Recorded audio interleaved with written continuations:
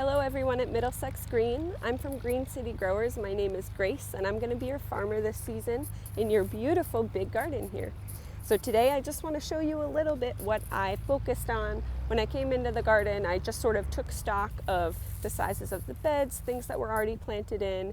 I worked a little bit on picking up some rogue weeds in the beds and getting some detritus out from the pathways and such. So I also did some planting, which is really exciting. I was really happy to get some things in the ground. Y'all had a lot of brassicas on your veggie wish list, so let's take a little look at what we did brassica-wise.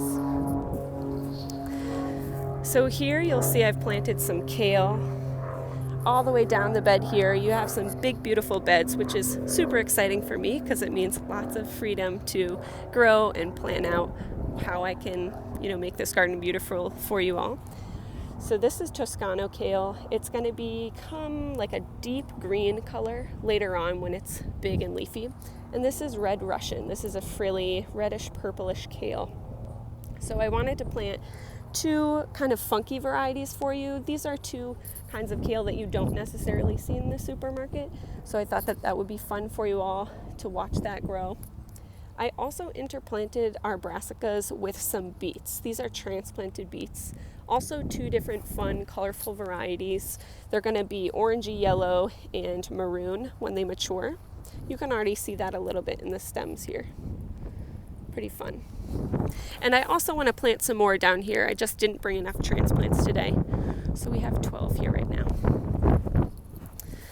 So to continue our brassicas, I also planted some kohlrabi down the bed and some broccoli. So hopefully you guys will get some nice big kohlrabi and broccoli later on in the season. Again, brassicas tend to be longer season crops, so you might have to wait a little while, but I promise you it'll be super worth it. Another thing I planted in with the brassicas here is some sweet alyssum. This is baby sweet alyssum right now, but hopefully it'll grow up to be big and full and flowery.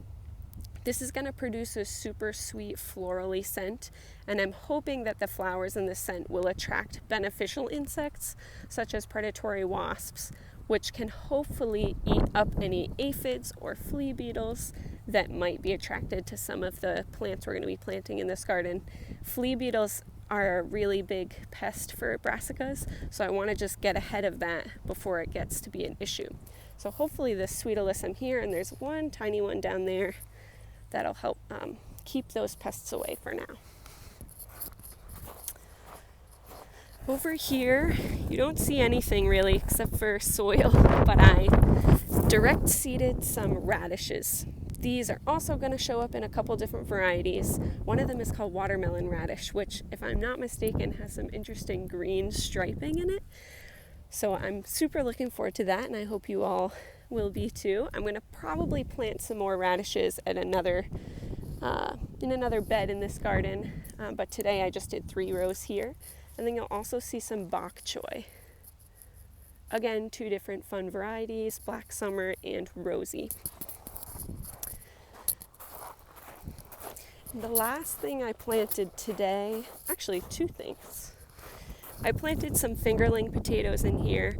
Hopefully we're going to get about 8 plants, maybe more. And then I'm hoping to fill this in with some larger kinds of potatoes, like some Yukon Gold. But we had fingerlings today, and I thought that would be fun for those of you who enjoy cooking and roasting potatoes and things like that. Fingerlings are great for culinary use.